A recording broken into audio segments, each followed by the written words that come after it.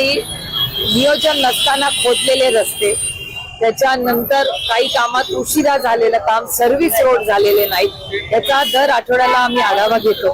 त्याच्याच या प्रक्रियेमध्ये मागच्या आठवड्यात हिंजवडी म्हणजे शिवाजी चौक तो भाग पासून चांदणी चौकापर्यंत काही भाग होते तिथे प्रॉब्लेम होता. आज सूस रोडला प्रचंड ट्रॅफिक जॅम आहे. ते सूस रोडला हिंजवडीला जाणारा ट्रॅफिक, इथे असलेल्या शाळांच्या बसेसचा ट्रॅफिक इथे जॅम झालाय. धायरीला आता जॅम बघताय आणि इथे तुम्ही बघताय. त्याच्यामुळे आणि हे जातं पूर्णपणे कात्रज चौकापर्यंत. कात्रज चौकाचंही काम जरा डिले झालंय.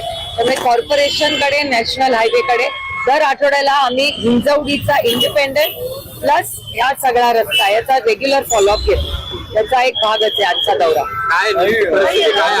मुख्यमंत्री अजित पवार देखील याचाच दौरा करताना दिसत आहेत. मुख्यमंत्री फक्त ट्रॅफिक आणि रस्ते हे बघायला काल हिंजवडी अख्खं फिरून काढलं त्यांनी पिंपरी. उशिरा का होईना महाराष्ट्र सरकार हिंजवडीमध्ये लक्ष घालतंय, याबद्दल मी त्यांचे आभार मानते. गेले वर्षभर असेल इलेक्शन झाल्या आधीच आम्ही फॉलोअप करत होतो, हेच सरकार होतं. त्याच्यानंतर इलेक्शन मध्ये ते म्हणले उशीर झाला, पण त्याच्यानंतरही सातत्याने हिंजवडी हे राजीव गांधी इन्फोटेक पार्क हे भारतातलं सगळ्यात मोठं इन्फोटेक पार्क आहे. तिथे लाखो लोक काम करतात आणि करोडो रुपयांचा तिथे व्यवसाय होतो. पण इन्फ्रास्ट्रक्चर सरकारच्या नाकर्तेपणामुळे हे तुम्ही बघताय की तिथे आम्ही सातत्याने मागणी करतोय की तिथले इलिगल जे लोक ट्रॅफिक करतात, ब्लॉक होतो त्यांच्यामुळे ते मोकळं करा. आम्ही सातत्याने कंप्लेंट करत आलोय. आता काल तुमच्या चॅनलवर आम्ही पाहिलं की उपमुख्यमंत्री आणि पुण्याचे पालकमंत्री यांनी त्याचा रिव्ह्यू घेतलाय. आता बघूया, 15 दिवसाचा कालावधी देऊया त्यांना. आमची अपेक्षा आहे की काहीतरी त्याच्यातून निघेल, उशिरा का होईना, पण हिंजवडी आणि राजीव गांधी इन्फोटेक पार्क सूस भाग असेल किंवा पुणेकरांना थोडासा का होईना दिलासा मिळेल अशी अपेक्षा ठेवूया. काल सुसंस्कृत महाराष्ट्रात हल्ला झालेला आहे. काल ज्या पद्धतीने अस्तालकोटमध्ये हल्ला झालाय, ते हल्लेखोर होते, त्यांच्यावर याआधी गुन्हे दाखल आहेत. गुन्हा दाखल आहे आणि ते भाजपचे पदाधिकारी असल्याची देखील आता माहिती समोर आलेली आहे. आदरणीय पवार साहेब आणि मी आम्ही दोघंही स्वतः काल प्रवीण दादांशी बोललो की घटना आम्ही टीव्हीवरच पाहिली, धक्कादायक आणि महाराष्ट्राला लाजवणारी. कुठल्याही पक्षाने ती केली असेल तरी असं कुठलंही कृती ही चुकीचंच आहे, त्याचा मी जाहीर निषेध करते. मी सातत्याने त्यांच्याशी बोलते आहे. कालही बोलले. तिथले SP जे आहेत कुलकर्णी, त्यांनाही काल संध्याकाळी ही बातमी आल्यानंतर फोन घेऊन केला, त्याच्याकडून माहिती घेतली मी स्वतः. आणि आपण आता अपेक्षा करूया की त्यांना न्याय मिळेल. अशा कुठल्याही कृतीचं मी जाहीर निषेध करते आणि असं करून ज्याची गुन्हेगारी पार्श्वभूमी आहे त्याच्यावर अजूनही ऍक्शन होत नाही, हे धक्कादायक आहे आणि सुसंस्कृत महाराष्ट्राला लाजवणार. काही बावनकुळेंसोबत त्यांच्या आरोपीच्या फोटो आणि व्हिडिओ आहेत. बावनकुळेंसोबत तो भाजपचा कार्यकर्ता आहे, पदावर देखील आहे, पण प्रवीण गायकवाडांनी आरोप केला की मला संपवण्याचा कट होता, त्याच्याकडे पिस्टल होती असं देखील रोहित पवार म्हणाले. स्थानिकांनी रोहित पवारांना सांगितले की त्याच्या कमरेला पिस्टल देखील होती. नाही, मला असं वाटतं रोहितचा कालपासून फॉलोअप चाललाच आहे, पण त्याबरोबर सगळ्यात महत्वाची गोष्ट की रोहित आणि माझ्यावर विश्वास ठेवू नका, पोलीसवर ठेवा. तिथला पोलीस यंत्रणाच कबूल करते की बंदूक होती का तर होती. म्हणजे मी आणि रोहित विरोधक आहोत म्हणून आम्ही कुठलाही आरोप करत नाही. आम्ही वास्तव सांगतोय की त्यांच्याकडे पिस्तूल होती का होती असं पोलीस यंत्रणा म्हणते. मागेही त्यांच्यावर गुन्हे दाखल आहेत. एअरपोर्टला त्यांच्याकडे पिस्तूल का कारतूस सापडली होती असा त्यांचा रेकॉर्ड आहे, असं पोलीस यंत्रणेने आम्हाला सांगितलेलं आहे. त्याच्यामुळे एक गुन्हेगार मोकाट असं फिरतोय हे धक्कादायक आहे. त्याला अटक झाली, हे काही एवढ्या त्यांनी संपत नाही विषय. अशा लोकांवर स्ट्रॉंग ऍक्शन घेतली पाहिजे आणि असे जे लोक आज सत्ता असं त्यांना वाटतं की सत्ता आमच्या मागे म्हणून ते काही करू शकतात, बेटरला मार, शिवीगाळ कर, हे जे नवीन महाराष्ट्राचं संस्कृती सत्तेतल्या लोकांची दिसते ना, ती महाराष्ट्राला न शोभणारी आहे. मी त्याचा जाहीर निषेध करते आणि जर महाराष्ट्र सरकारने याच्यावर काही ऍक्शन घेतली नाही तर मी स्वतः पुढच्या आठवड्यात पार्लमेंट सुरू होणार आहे. हे सगळे महाराष्ट्राचे इश्यूज, महाराष्ट्रात न्याय मिळत नाही म्हणून दिल्ली दरबारी मला हे मांडावे लागतील जर महाराष्ट्र सरकारने न्याय दिला नाही तर. संरक्षण दिलं पाहिजे. अर्थातच दिलं पाहिजे. पण हे दुर्दैव आहे की एखाद्या कार्यकर्त्याला जो शिवप्रेमी आहे त्याला ह्या छत्रपतींच्या शाहू फुले आंबेडकरांच्या महाराष्ट्रात आज सिक्युरिटीची मागणी करायचा प्रश्न वाटतो. ते महाराष्ट्राच्या सरकार गाडीत फिरलंय बावनकुळेंच्या. बावनकुळे आता अशा प्रकारे हात वर करतायत. राज्याचे मंत्री आहेत, फडणवीसांच्या जवळचे मानले जातात, पण गृहमंत्र्यांच्या मित्र म्हणजे त्यांच्यासोबत देखील तो फिरलाय पुण्याच्या दौऱ्यावर. मला असं वाटतं या प्रश्नाचं उत्तर तुमची जी विधान भवनमध्ये टीम आहे ना त्यांना आदरणीय माननीय मुख्यमंत्र्यांना विचारायला सांगा. कारण का त्यांच्याकडे होम मिनिस्ट्री आहे, त्यांना रिपोर्ट असेल आणि तो कुठल्या पक्षात आहे. ते भारतीय जनता पक्षाचे 10 कोटी का काहीतरी मेंबर्स आहेत तर त्या डेटाबेस मधून कळेल ते आहेत का नाहीये. जयंत पाटलांच्या राजीनाम्याबाबत संभ्रम होता. 2 दिवसापूर्वी बातम्यात आले की त्यांनी राजीनामा दिलाय. नवीन प्रदेशाध्यक्ष शशिकांत शिंदे होणार आहेत. तर नेमकं काय आहे? कारण की पक्षामध्येच वेगवेगळ्या पद्धतीची विधानं समोर आलेली पाहायला मिळाली होती. रोहित पवारांनी म्हटलं की पवार साहेब याबाबतचा निर्णय घेतील, पण जितेंद्र आव्हाडांनी ट्विट केलं की असा कोणताही निर्णय झालेला नाही. उद्या तुमच्या पक्षाची बैठक होतीये, तर नेमकं काय खरंच राजीनामा दिलेला आहे? राजीनामा मी तुमच्या चॅनलवर पाहिला. मी बघितलेला नाही, मी ऐकलेला नाही, मी वाचलेला नाही. त्याच्यामुळे तुमच्या चॅनलचा जो सोर्स आहे सूत्र, त्या सूत्राला पुढच्या वेळेस विचार करून बातमी लावा. कारण का सूत्र काय तुमचं डिपेंडेबल नाही. त्याच्यामुळे आणि तुमच्या क्रेडिबिलिटीचा प्रश्न आहे. कारण मी तरी कुठलाही राजीनामा ऐकला नाही, वाचला नाही, चर्चाही नाही. आणि पक्षाची मीटिंग उद्या आहे त्याच्यात तुम्हाला कळेलच. पण जयंत पाटलांशी बोलणं झालं असेल ना तुमचं? मी जयंत पाटलांशी रोज बोलते. याबाबत काय चर्चा याबाबत काय बोलणार? जे घटना आमच्या सगळ्यांच्या आयुष्यात झाली नाही त्याच्याबद्दल काय बोलणार आहे का? पण शशिकांत शिंदेने ना माध्यमाशी संवाद साधताना स्वागत केलं होतं की साहेबांनी जर ही जिम्मेदारी दिली. अहो, एका राजकीय पक्षात किंवा संघटनेमध्ये जी जबाबदारी पडेल तिथे प्रत्येक कार्यकर्ता काम करायला तयारच असतो. आणि त्यातून आदरणीय जयंत पाटील असतील, जितेंद्र आव्हाड असतील किंवा शशिकांत शिंदे जे असतील हे सगळे संघर्षवाले. पूर्ण ताकदीने किती ही आव्हानं आली ना तर काही लोक असे असतात जे संघर्ष करायला तयार असतात. त्याच्यामुळे त्यांनी संघर्ष कालही केला, आजही करतील आणि उद्याही करतील. राजीनाम्याची चर्चा ही विरोधकांकडून प्रेरण्यात आली असं वाटतं.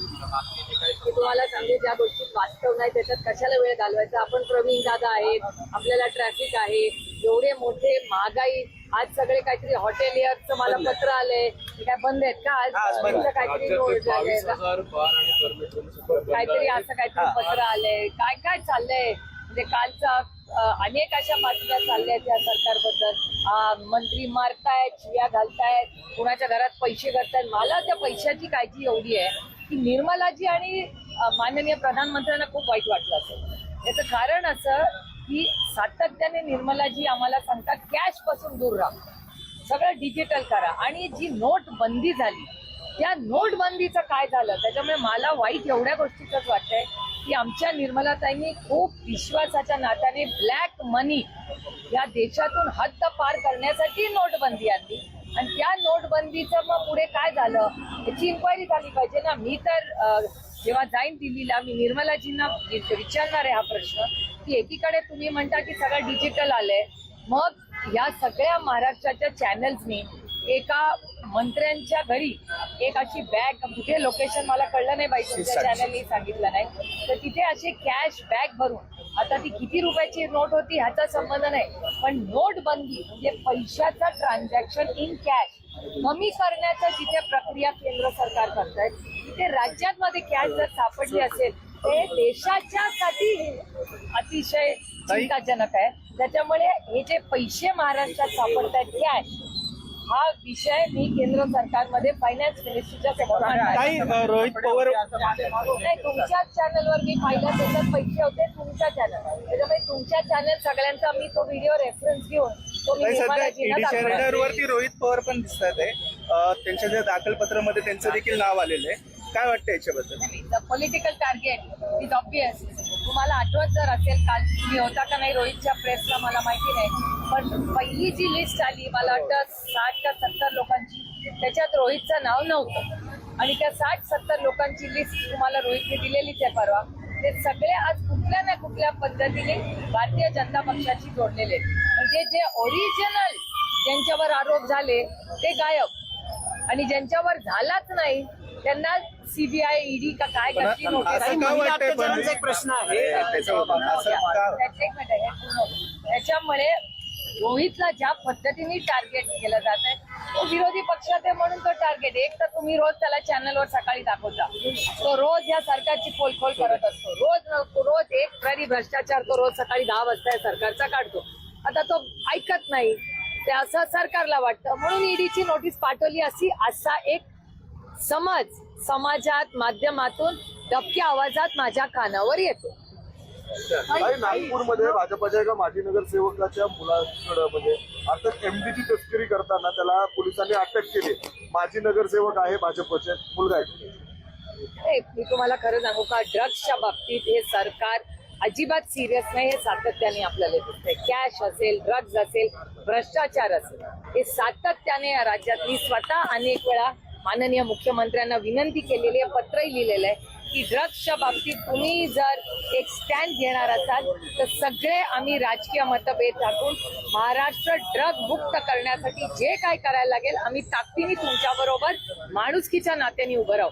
पण तसं होताना दिसत नाही. दुर्दैव आहे की सत्ता आणि जो सत्तेचा गैरवापर, सत्ता ही कशासाठी असते, लोकांच्या आयुष्यात एक चांगला बदल घडवण्यासाठी.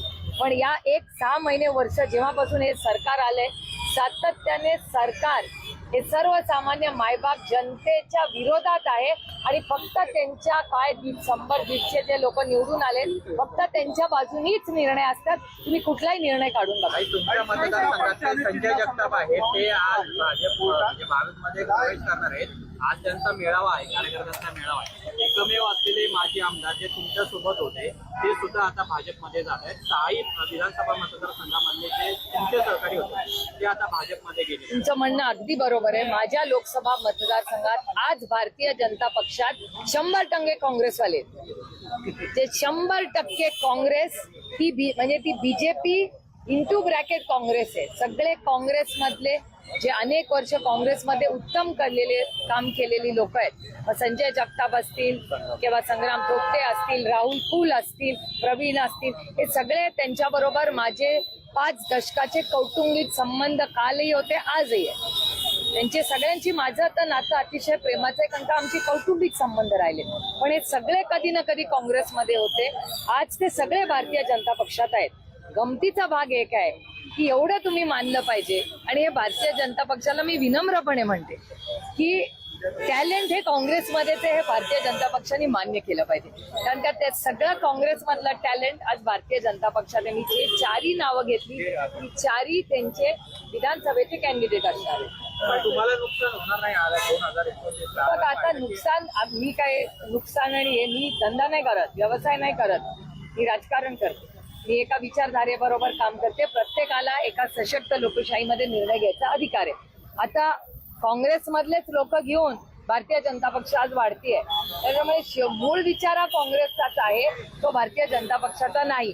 आणि दुर्दैव आहे खरं, भारतीय जनता पक्षाकडे खूप टॅलेंट आहे पण भारतीय जनता पक्ष स्वतःचा टॅलेंट डावलून काँग्रेसचा टॅलेंट, म्हणजे मला आठवतं भारतीय जनता पक्षाचा नारा काय होता, काँग्रेस मुक्त भारत हम करेंगे.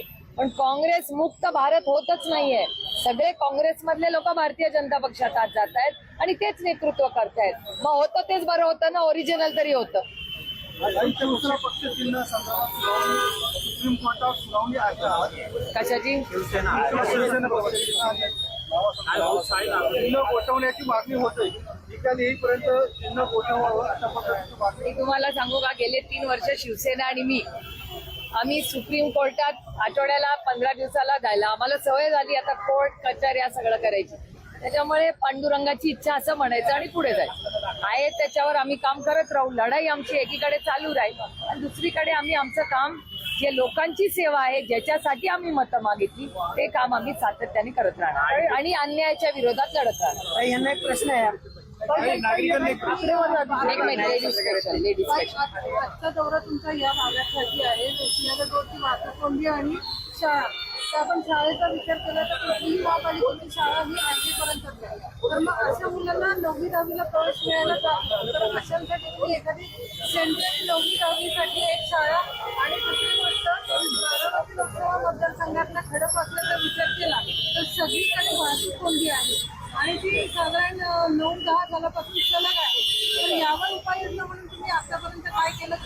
हे सगळे जे ब्रिजेस आहेत ते जर वेळेवर झाले असते, निर्णय वेळेवर झाले असते तर एवढी वाहतूक कोंडी झालीच नसती.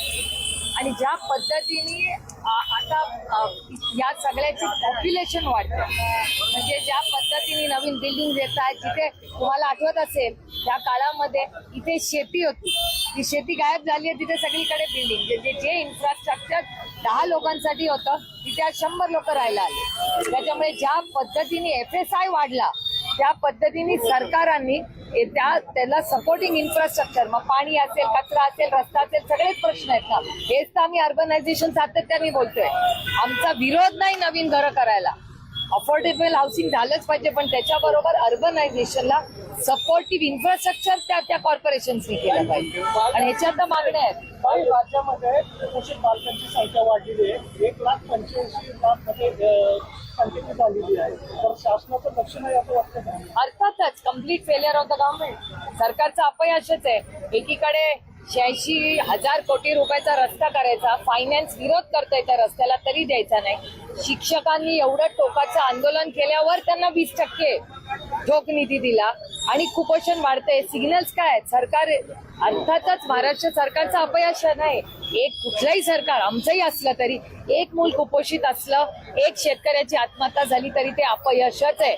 काल तुमच्याच एका चॅनलवर मी बघितलं, लातूरचे एक शेतकरी ओक्साबोक्षी रडत होते, कारण का त्यांना न्यायच मिळत नाही. न सरसकट कर्जमाफी झाली, ना हमी भाव मिळतोय. ते एकटे निघाले. काल मी त्यांना कॉन्टॅक्ट केला, लातूरवरनं चालत निघाले. बच्चू भाऊचं वेगळं आंदोलनच चालू आहे, ते पण बघताय. त्यामुळे आज शेतकरी असेल, सर्वसामान्य नागरिक असेल, आज महाराष्ट्रामध्ये मला विचाराल तर महाराष्ट्राची आर्थिक परिस्थिती या देशातले जे 4-5 राज्य जी अडचणीत असतील त्याच्यात हे दुर्दैवाने जड अंतःकरणाने मी म्हणते, पण महाराष्ट्राचा आर्थिक परिस्थिती अतिशय नाजूक आज आहे आणि याच्यात महाराष्ट्र सरकार लक्ष घालत नाहीये. आणि असंच जर परिस्थिती राहिली तर म्हणजे मला अगदी इच्छा नाहीये बोलायची, पण दुर्दैवाने मला हे बोलावं लागतंय. दिवाळखोरी होईल या राज्यात. एक वेगळा प्रश्न आहे थोडा. पुणेकरांच्या पुणेकरे खवय्ये म्हणून ओळखले जातात. गुडलक कॅफेमध्ये त्या बंद असल्याच्या ह्याच्यात काचेचा तुकडा सापडला, जो खरं तर एका नागरिकाला देखील आढळला. त्याच्यानंतर FDA ने आता त्यांचं लायसन्स आहे गुडलकचं, ते टेम्पररी सस्पेंड केलेलं आहे. अशा हॉटेल्स किंवा कॅफेजनी अशी काळजी घ्यावी असं मला वाटतं. पुण्यातलं एक नामांकित कॅफे म्हणून नाही, नामांकित असू दे किंवा काही असू दे, कुठलाही कॅफे असेल तर त्याचं जे हायजीन आहे, स्वच्छता ही, आणि अर्थातच खाण्यामध्ये जी सुरक्षितता घ्यायला पाहिजे ती घ्यायलाच पाहिजे. त्याच्यामुळे धक्कादायक आहे. त्यांचा गुडलक कॅफे हे महाराष्ट्रात फक्त नाही, बाहेरून पण लोक जेव्हा पुण्याला येतात, राज्याच्या बाहेरून ते सगळे गुडलक कॅफेला जातात. त्यामुळे गुडलक कॅफेमध्ये हे होणं हे धक्कादायक आहे. आणि माझा विश्वास आहे की त्याची मॅनेजमेंट जी नोंद घ्यायची आहे ती नक्की नोंद घेऊन त्याच्यात सुधारणा आणली. I have only 2 questions. Yes. So, English